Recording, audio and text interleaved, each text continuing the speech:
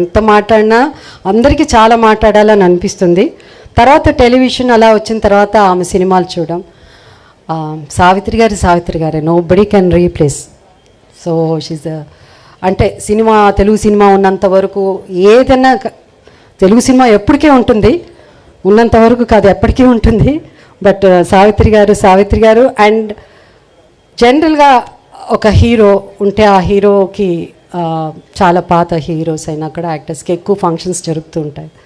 కానీ ఈరోజు సావిత్రి గారిని ఈ బుక్ ఆవిష్కరణ నిజంగా ఒక హీరో చేయడం అన్నది ఏదో పొగడ్తల కోసం నేను చిరంజీవి గారికి నేను పొగట్లేదు. But sir thank you so much. ఎందుకంటే మా హీరోయిన్స్ అందరి తరఫున, ఎందుకంటే మాకు తక్కువ ఉంటుంది ఫంక్షన్స్, బెటర్ ఎక్కువ పెద్దగా ఇవన్నీ చాలా తక్కువ ఉంటాయి. అలాంటిది మీరు నిజంగా ఇది ఒక చాలా పెద్ద